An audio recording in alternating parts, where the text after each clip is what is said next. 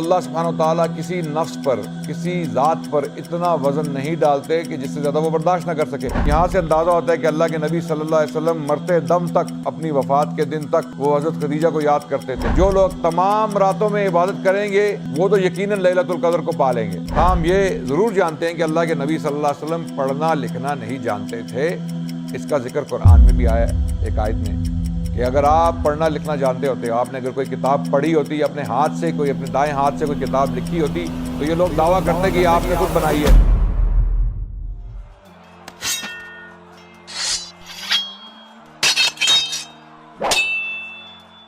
بسم اللہ الرحمن الرحیم، الحمدللہ رب العالمین، والصلاة والسلام علی خاتم الانبیاء وسید المرسلین، اما بعد، اعوذ باللہ السمیع العلیم من الشیطان الرجیم، بسم اللہ الرحمن الرحیم، وما ارسلناک الا رحمۃ للعالمین،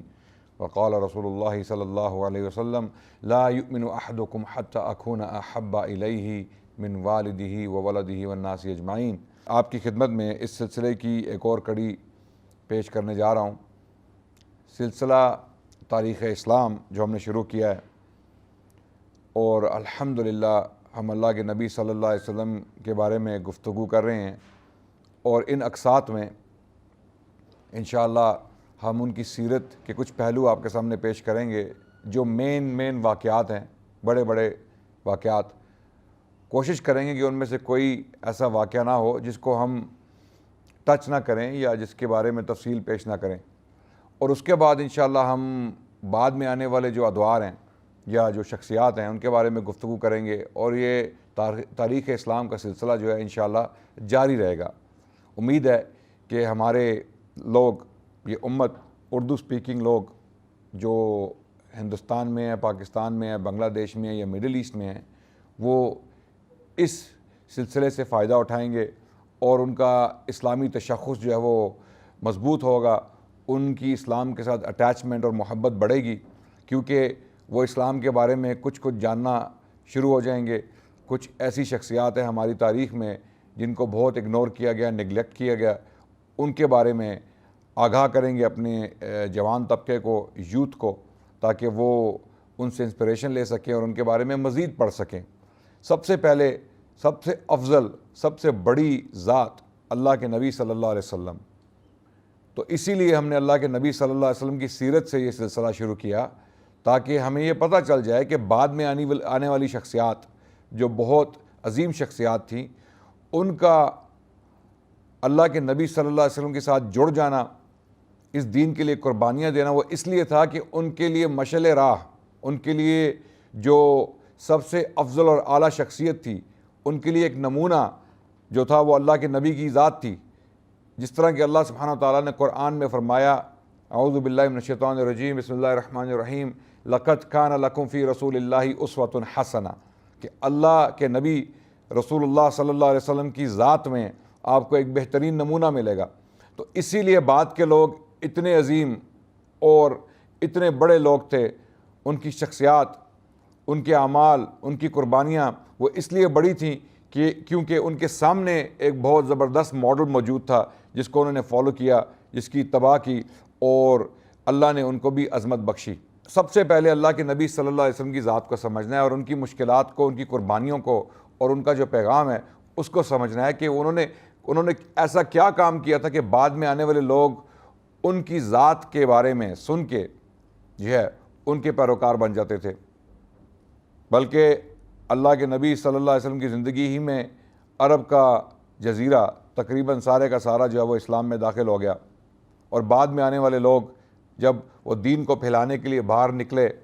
دوسرے ممالک میں گئے، جس کے بارے میں انشاءاللہ ہم آنے والی قسطوں میں ذکر کریں گے۔ جب اسلام پھیلا پہلی صدی ہجری میں، تو کیوں پھیلا؟ اتنے لوگوں نے اسلام قبول کیوں کیا؟ اس دین میں ایسی کیا بات تھی؟ عرب کے علاقے سے آنے والا ایک دین جو ان پڑھ لوگوں سے آیا، ان پڑھ سے مراد عرب کے لوگ جو تھے، ان کو امی کہا گیا ہے قرآن میں کہ یہ لوگ امی تھے، ان پڑھ تھے، ابھی تک ان کی لکھائی جو رائٹنگ تھی، ان کا جو رسم الخط تھا وہ بھی اسٹیبلش نہیں ہوا تھا، ابھی تک انہوں نے وہی جو ہے وہ مکمل نہیں کیا تھا۔ قرآن سے پہلے عربک اسکرپٹ جس کو ہم رسم الخط کہتے ہیں، وہ بھی جو ہے وہ مکمل نہیں ہوا تھا، اس کے بارے میں ہمیں کوئی صحیح مثالیں نہیں ملتی. تو قرآن عربی زبان میں پہلی کتاب ہے جو صحیح طریقے سے ایک سٹینڈرڈ طریقے سے لکھی گئی تھی، اور اس کی سٹینڈرڈائزیشن بھی اصحاب الرسول نے کی تھی،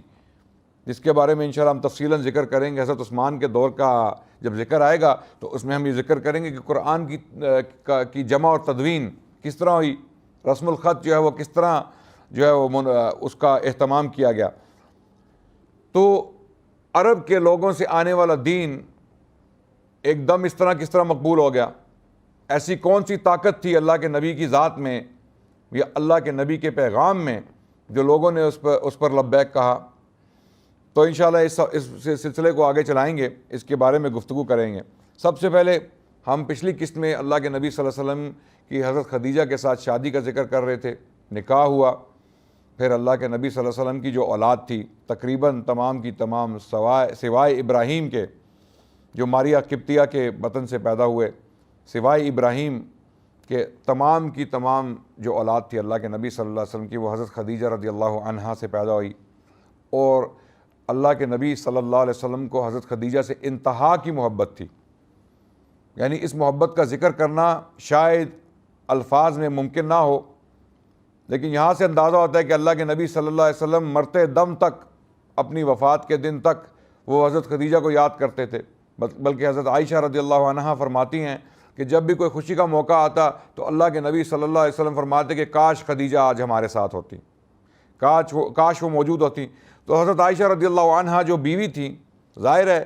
ان کے دل میں خیال پیدا ہوا کہ کیا ہم میں کوئی کمی ہے. تو انہوں نے پوچھا یا رسول اللہ، میں جوان ہوں، میں کنواری تھی جب آپ نے مجھ سے شادی کی،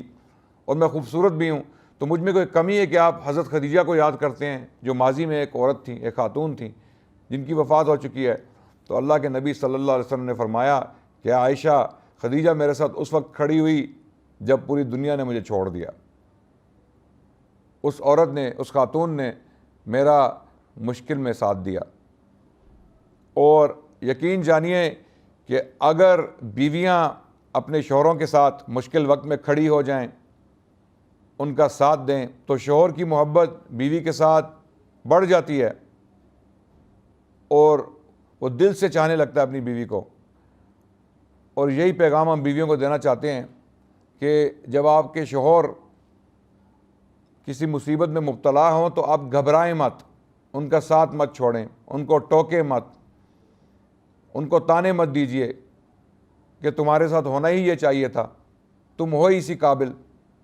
تم کسی کام کے نہیں ہو. اس قسم کی باتیں سننا شوہر کے لیے ممکن ہے پوری دنیا سے، لیکن اپنے گھر سے، اپنی بیوی سے اس قسم کی باتیں سننا جو ہے وہ اس کے لیے آسان نہیں ہے. اس کے برعکس اگر بیوی اپنے شوہر کو سپورٹ کرے، مشکل اوقات میں اس کے ساتھ کھڑی ہو جائے، صرف مورل سپورٹ، یعنی فزیکل سپورٹ کی میں بات نہیں کر رہا، مورل سپورٹ دے دے کہ میں آپ کے ساتھ ہوں، بے شک دنیا آپ کے اگینسٹ ہو، بے شک دنیا آپ کے خلاف ہو، میں آپ کے ساتھ کھڑی ہوں، اس صورت میں وہ شوہر دل سے اپنی بیوی کی جو ہے وہ عزت کرے گا. اسی لیے حضرت خدیجہ رضی اللہ عنہا کو اللہ کے نبی صلی اللہ علیہ وسلم نے کبھی فراموش نہیں کیا. اس کے بارے میں ہم تفصیلاً ذکر کریں گے انشاءاللہ آنے والی قسطوں میں. تو جب نبی صلی اللہ علیہ وسلم کا نکاح ہوا حضرت خدیجہ کے ساتھ، تو اللہ کے نبی صلی اللہ علیہ وسلم جب 35 سال کی عمر کو پہنچے، اس سے پہلے کچھ واقعات ہوئے جو ہم ذکر کر سکتے ہیں اجمالی طور پہ، کہ اللہ کے نبی صلی اللہ علیہ وسلم ان دنوں میں کاروبار میں جو ہے انہوں نے شمولیت اختیار کی، کچھ کاروبار بھی کیا، لیکن آہستہ آہستہ آہستہ ان کی طبیعت جو ہے وہ تنہائی پسند ہونے لگی. اللہ کے نبی صلی اللہ علیہ وسلم مکے کے حالات دیکھ کے، شرک کو دیکھ کر، ظلم اور جبر کو دیکھ کر، کمزوروں کی کمزوری کو دیکھ کر، لاچاروں کی لاچاری کو دیکھ کر، مساکین کی بے بسی کو دیکھ کر تنہائی پسند ہو گئے. اور اسی مقصد کے لیے اللہ کے نبی صلی اللہ علیہ وسلم نے کنارہ کشی اختیار کی، اپنے معاشرے سے علیحدہ ہو کر وہ زیادہ وقت جو ہے وہ ایک بیابان میں گزارنے لگ پڑے. مثال کے طور پہ غار حرا انہوں نے چنا اس مقصد کے لیے، مکے کے شہر کے بہت قریب ہے، زیادہ دور نہیں ہے. اس پہاڑ کے دامن میں جو ہے وہ ایک غار ہے جس کو غار حرا کا نام دیا گیا. اللہ کے نبی صلی اللہ علیہ وسلم نے اس غار کو اپنی تنہائی کے لیے چن لیا، تنہائی پسند ہو گئے۔ جب وہ 35 سال کی عمر کو پہنچے تو وہ اپنی زندگی کا مقصد تلاش کرنے کے لیے تنہائی میں چلے گئے اور فکر اور تدبر میں مبتلا ہو گئے۔ تقریباً 3-4 سال کا عرصہ گزر گیا ایسی حالت میں۔ جب بھی ان کو خوراک کی ضرورت ہوتی تو وہ غار سے اترتے اور اپنی بیوی کے پاس واپس جاتے اور ان سے خوراک لیتے اور پھر واپس غار میں تشریف لے جاتے اور وہیں پر بیٹھ کے عبادت کرتے یا ریاضت کرتے یا تفکیر یا تدبیر میں مبتلا ہو جاتے۔ اسی دوران ایک عجیب واقعہ ہوا اور اس طرف اللہ کے نبی صلی اللہ علیہ وسلم کی طبیعت کا میلان، اس طرف ان کا جھکاؤ، وہ ایک اللہ کے پلان کا حصہ تھا۔ پہلے تو اللہ سبحانہ و تعالیٰ نے ان کو تیار کیا، جس طرح کہ میں نے آپ کو پچھلی قسطوں میں مثال دی تھی کہ حضرت موسیٰ علیہ السلام کو بھی اللہ نے تیار کیا، حضرت عیسیٰ علیہ السلام کو بھی تیار کیا۔ ہر نبی کو اللہ سبحانہ و تعالیٰ نے کچھ حالات سے گزار کے ان کی زندگیوں میں تیار کیا ایک عظیم مقصد کے لیے۔ اسی طرح اللہ کے نبی محمد صلی اللہ علیہ وسلم کے ساتھ ہوا اور یہی ان کی سنت ہے۔ بعد میں آنے والے علماء، بلغاء، خطباء اور دعات جنہوں نے اسلام کی طرف دعوت دی، جو بھی عظیمتیں انہوں نے برداشت کی اسلام کے لیے یا اللہ کی راہ میں، ان کو اللہ نے پہلے ان چیزوں کے لیے تیار کیا۔ اسی لیے اللہ سبحانہ تعالیٰ نے قرآن میں فرمایا لا یکلف اللہ نفسا الا وسعہا، کہ اللہ سبحانہ تعالیٰ کسی نفس پر، کسی ذات پر اتنا وزن نہیں ڈالتے کہ جس سے زیادہ وہ برداشت نہ کر سکے۔ اور یہ اللہ نے کر کے دکھایا تاریخ میں کہ جن لوگوں نے عظیمتیں برداشت کی اسلام کے رستے میں، اسلام کے لیے،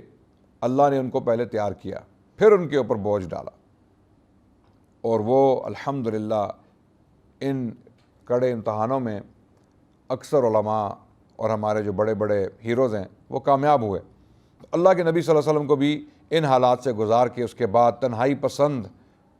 یعنی تنہائی پسندی کی طرف جو ہے وہ ان کی رغبت ہوئی۔ تو غار میں جب وہ موجود تھے تو انہی دنوں میں ان کے ساتھ ایک واقعہ پیش آیا، اور واقعہ کچھ اس طرح ہے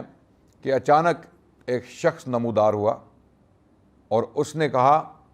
اقرا۔ اللہ کے نبی صلی اللہ علیہ وسلم کے لیے ایک شوق، ان کے لیے ایک شوق تھا، ایک حیرت انگیز واقعہ تھا کہ اچانک آپ غار میں اکیلے موجود ہوں، رمضان المبارک کی رات ہو اور وہ لیلۃ القدر کی رات ہو، اور ابھی قرآن کا نزول شروع بھی نہیں ہوا، اللہ کے نبی صلی اللہ علیہ وسلم کو قرآن ابھی تک نہیں دیا گیا، اور اچانک یہ واقعہ ہو جائے، ان کے سامنے ایک شخص نمودار ہو اور وہ کہے اقرا۔ تو یہ ایک انتہائی ہیبت ناک واقعہ تھا۔ اللہ کے نبی فطری طور پہ جو ہے وہ خوف زدہ ہو گئے،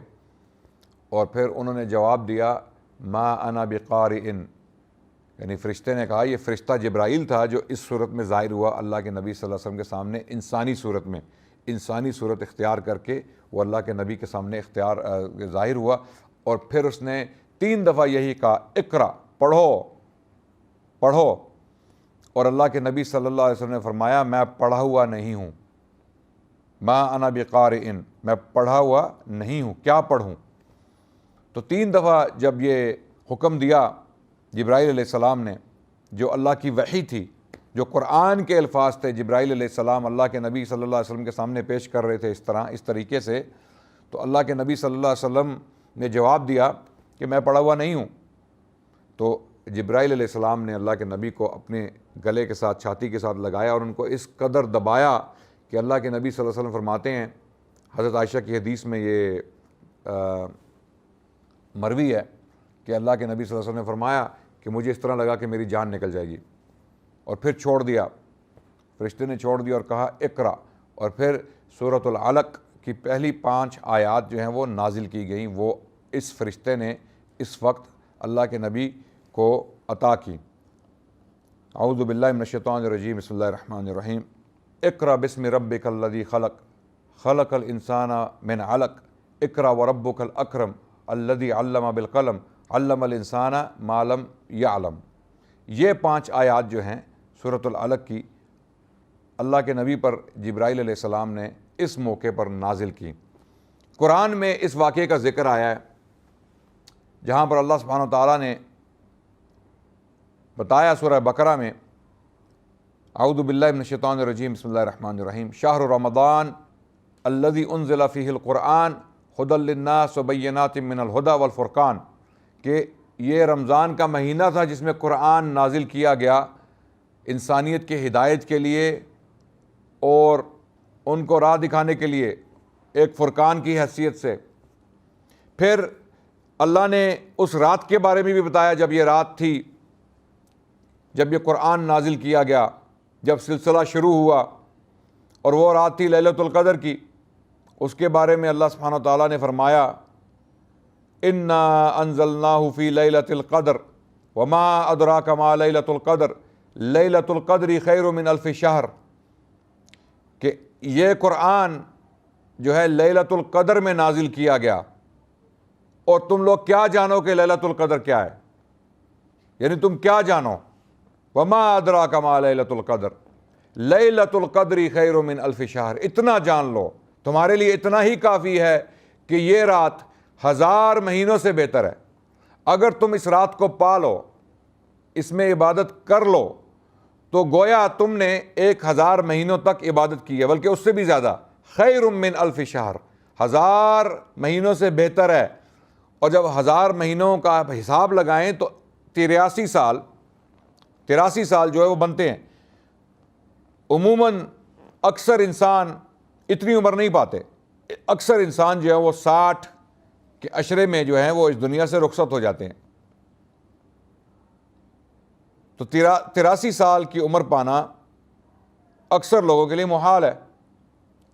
اور اگر یہ بات ہے تو اللہ سبحانہ وتعالیٰ ہمیں یہ بتا رہے ہیں قرآن میں کہ ایک رات ہے رمضان المبارک میں جس میں قرآن کو نازل کیا گیا، اور علماء کی تحقیق سے یہ پتہ چلتا ہے کہ گویا یہ 21ویں رات تھی۔ شیخ صفی الرحمن مبارک پوری اپنی کتاب الرحیق المختوم میں اسی نتیجے پہ پہنچتے ہیں کہ 21ویں رات تھی رمضان المبارک کی جب قرآن کا نزول شروع ہوا۔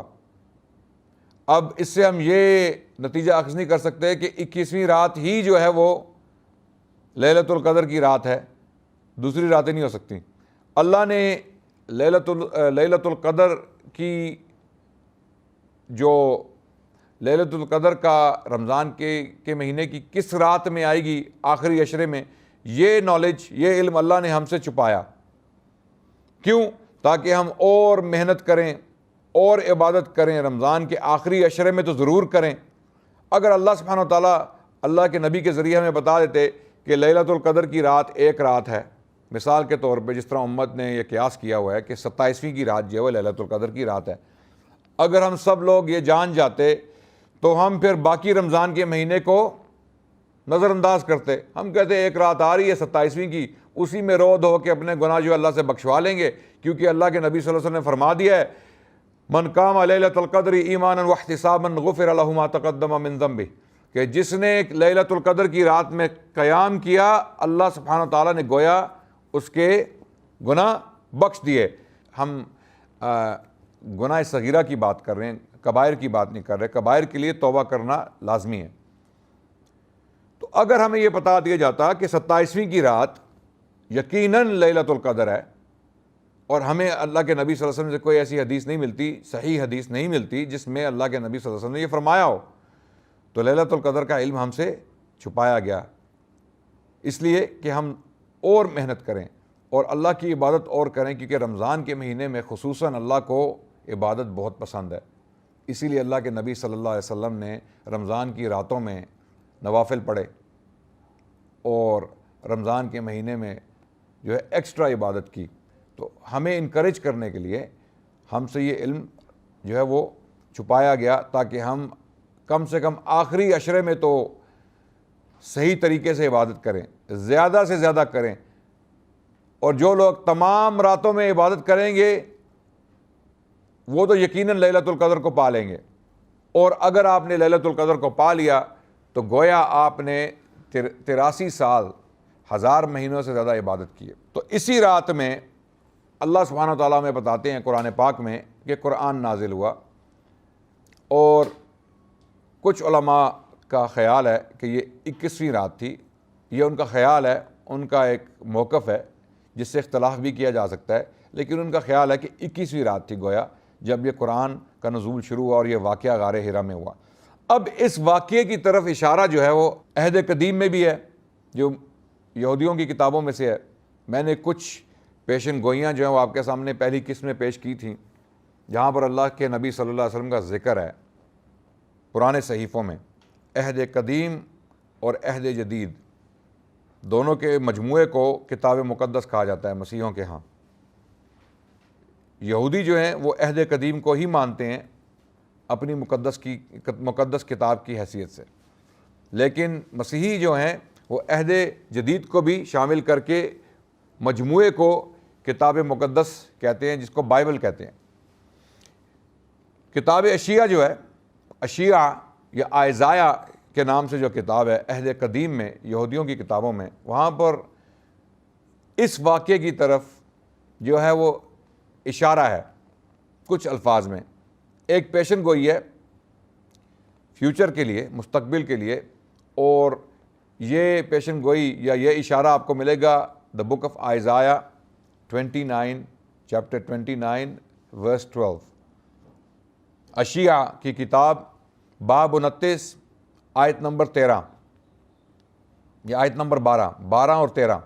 یہاں پر آپ کو یہ واقعہ غار حرا میں جو ہوا اس کی طرف اشارہ ملے گا، اور آیت کے الفاظ کیا ہیں کہ جب کتاب ایک امی کو دی جائے گی، when the book is given to the one who is not learned and it is said to him read، جب کتاب ایک امی کو دی جائے گی اور اس سے کہا جائے گا کہ پڑھو،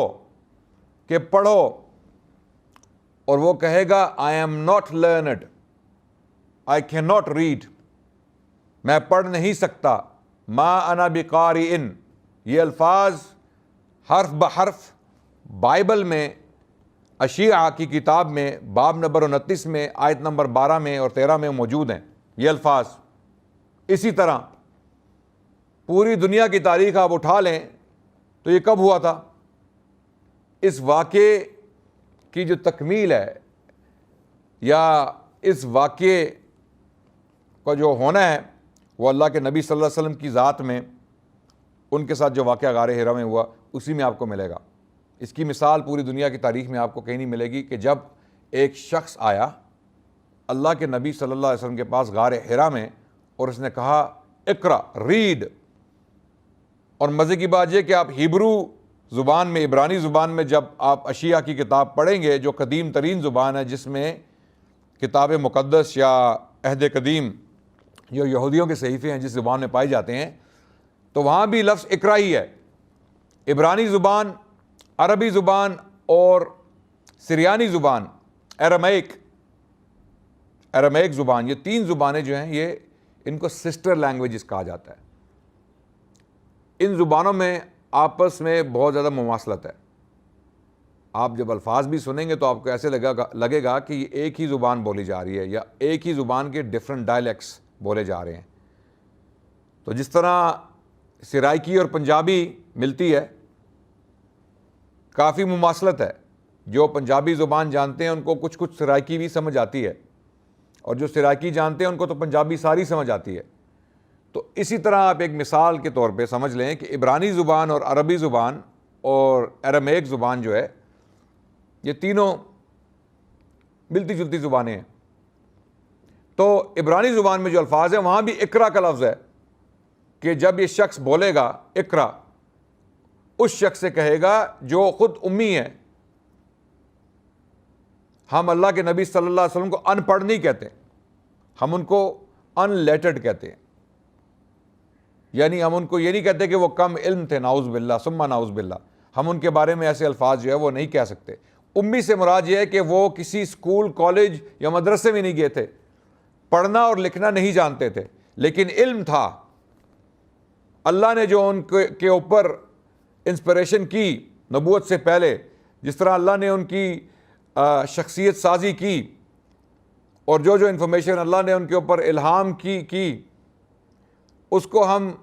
علم کی حیثیت سے جانیں گے۔ ہم اللہ کے نبی صلی اللہ علیہ وسلم کو کم علم یا بے علم نہیں کہہ سکتے. ہاں ہم یہ ضرور جانتے ہیں کہ اللہ کے نبی صلی اللہ علیہ وسلم پڑھنا لکھنا نہیں جانتے تھے. اس کا ذکر قرآن میں بھی آیا ہے ایک آیت میں کہ اگر آپ پڑھنا لکھنا جانتے ہوتے, آپ نے اگر کوئی کتاب پڑھی ہوتی, اپنے ہاتھ سے کوئی, اپنے دائیں ہاتھ سے کوئی کتاب لکھی ہوتی, تو یہ لوگ دعویٰ کرتے کہ یہ آپ نے خود بنائی ہے, قرآن کو آپ نے خود لکھا ہے, آپ نے خود بنایا ہے. تو امی کا مطلب یہ ہوا کہ وہ پڑھنا لکھنا نہیں جانتے تھے. اس واقعے کی تفصیل انشاءاللہ میں اگلی قسط میں انشاءاللہ بیان کروں گا. تب تک کے لیے آپ سے اجازت چاہتا ہوں, دعاؤں کی درخواست ہے. والسلام علیکم ورحمۃ اللہ وبرکاتہ, والحمد للہ رب العالمین.